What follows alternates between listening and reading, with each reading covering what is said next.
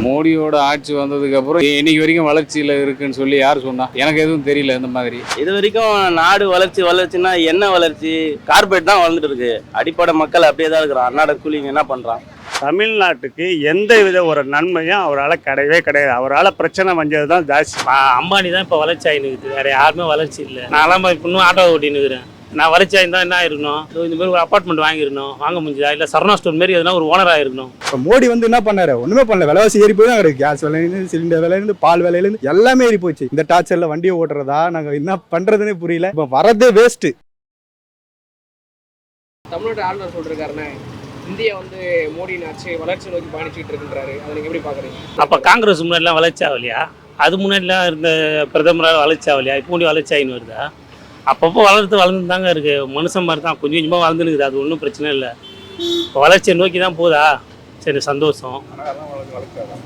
அம்பானி தான் இப்போ வளர்ச்சி ஆகினுக்குது, வேறு யாருமே வளர்ச்சி இல்லை. நான்லாம் இன்னும் ஆட்டோ ஓட்டினுக்கிறேன். நான் வளர்ச்சி ஆகிருந்தால் என்ன இருக்கணும்? இந்த மாதிரி ஒரு அப்பார்ட்மெண்ட் வாங்கிருக்கணும், வாங்க முடிஞ்சதா? இல்லை சரணா ஸ்டோர் மாரி எதுனா ஒரு ஓனராக இருக்கணும். வளர்ச்சிலாம் எனக்கு தெரிலங்க. ஆனால் இன்னி வரைக்கும் வளர்ச்சி ஆகலை. அவர் என்ன சொல்றாரு? சுதந்திரத்துக்கு முன்னாடி வளர்ச்சி இருந்தது இந்தியா, பிரிட்டிஷ் நம்மளை பிடிச்சதுக்கு அப்புறம் நம்மளை இணைட்டாங்க. அங்கே பிரிட்டிஷ் காலத்துலேயும் நம்ம போயிட்டு இப்போ வந்து பிரிட்டிஷ் போனதுக்கு அப்புறம் நம்ம சுதந்திரத்துக்கு அப்புறம் நம்ம வளர்ந்துருக்கோம். அப்படி இருந்தால் கூட நம்ம கரெக்டாக நல்லா இருந்திருப்போங்க. இப்போ இன்னும் அடிமையாக இருக்கும்.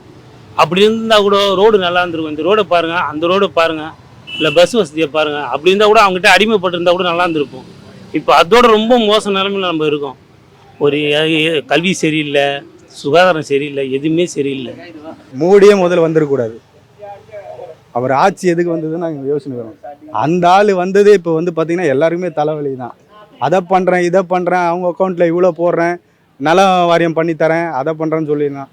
இது வரைக்கும் எதுவுமே பண்ணல. ஒரு அக்கௌண்ட்லேயும் 5 லட்சம் அப்படி இப்படின்ட்டு என்னென்னவோ சொன்னான், ஒன்றுமே பண்ணல. இப்போ வந்து பார்த்தோன்னா நிலவரம் பார்த்தோன்னா அவங்க ரோட்டில் வந்து பிச்சை எடுக்காத குறை தான்.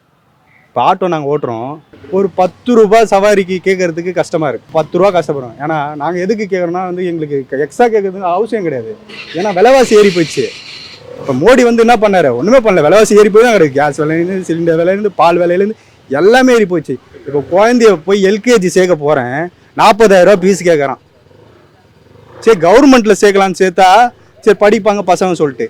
ஆனால் கவர்மெண்ட்டில் சேர்த்தா பசங்க வீட்டில் என்ன சொல்கிறாங்க? இந்த பொண்டாட்டிங்க இருக்காங்க பாருங்க, ஐயோ என் பிள்ளை ப்ரைவேட்டில் தான் சேர்க்கணும், கவர்மெண்ட்டில் சேர்க்கக்கூடாது. ஏன் கவர்மெண்ட்டில் படிக்காதா?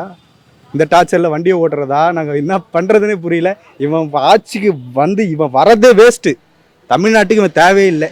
ஆட்சி வந்த அப்புறம் ஒன்று வளர்ச்சி இந்தியாவில் எதுவுமே கிடையாதுப்பா. இவங்க அதுக்கு மேலே பண்ணிட்டாங்க. அதை பண்ணுறேன், இதை பண்ணுறேன்னு சொல்லிட்டு எல்லாரையும் உட்கார வச்சுட்டாங்க இவங்க ஆட்சியில் வந்து. அவர் என்ன சொல்கிறாருன்னு வச்சுக்கேன், இந்தியா உலகில் 3வது பொருளாதார நாடாக வளர்ந்துருக்குன்றாரு. இப்போ 4வதாக இருக்குது, 3வது வளருது. இப்போ அங்கங்கே ஒரு பொம்பளையும் புலம்புறா. அவன் வீட்டு பொருள்லேருந்து, சிலிண்டர்லேருந்து எல்லா விலையும் ஏற்றி விட்டான். அப்போ எதனால அவங்களுக்கு அது ஒரு பெனிஃபிட்னு தெரியுது? ஒன்றுமே கிடையாது. ஏதோ 4 பேர் நல்லா சாப்பிட்டுருந்தாங்க இந்த அம்மா ஹோட்டலில் இருக்க வரைக்கும், அதையும் அழிச்சு விட்டாங்க பேரை கெடுத்து. அது கூட இல்லாமல் போயிடுச்சு. இப்போ கடந்த ஒரு 10 வருஷமா இப்போ 2வது தடவை வந்திருக்காரு. இது வரைக்கும் நாடு வளர்ச்சின்னா என்ன வளர்ச்சி?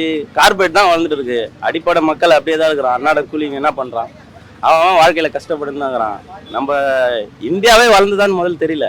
இப்போ யுனெஸ்கோ சொல்றான் ஒரு 100 வருஷத்துல வந்து இந்தியா வாழவே தகுதி இல்லாத நாடாயிடும் அப்படின்றான். அப்படி என்ன வளர்ச்சி கொண்டு போறாங்க? அடிப்படை வசதி கூட மக்களுக்கு இல்லாம இருக்கிற வாழ்க்கையில வாழ்ந்துட்டு இருக்கும்போது வளர்ச்சினா எப்படி வளர்ச்சின்னு பாக்குறது எனக்கே தெரியும்.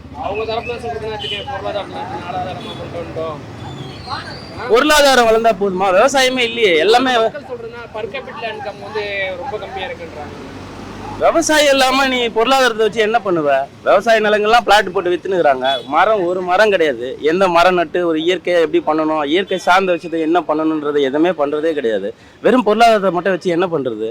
அப்புறம் எப்படி நம்ம டெவலப் ஆகிட்டோன்னு நீங்கள் சொல்கிறீங்க? நம்ம எப்போ ஒரு பொருளை உற்பத்தி பண்ணி நம்ம எப்போ வந்து வெளிநாட்டுக்கு ஏற்றுமதி பண்ணுறோமோ அப்போ தான் அந்த நாடு வளரும். இப்போ எப்படி வளருதுன்னு நீங்கள் சொல்கிறீங்க? அப்படி பார்த்தா என்ன அர்த்தம்? இது வளர்ச்சின்னு சொல்ல முடியுமா? வளர்ச்சி கிடையாது.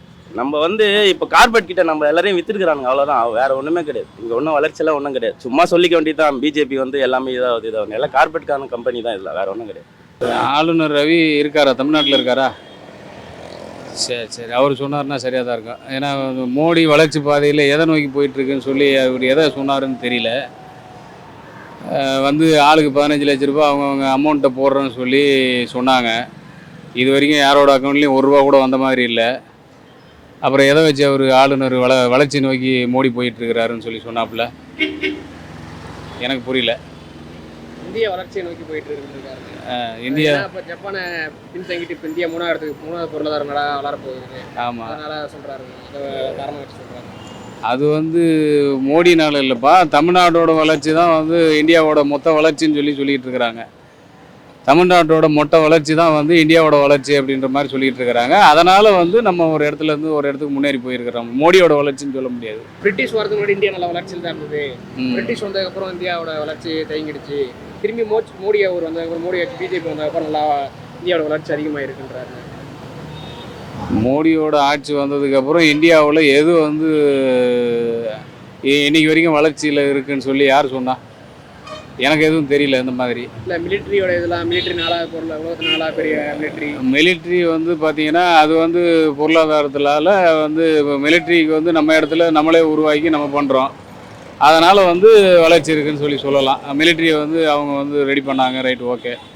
ஆல்ரெடி நம்மக்கிட்ட மிலிட்ரி எப்பயுமே கம்ஃபர்டபுளாக தானே இருந்தாங்க.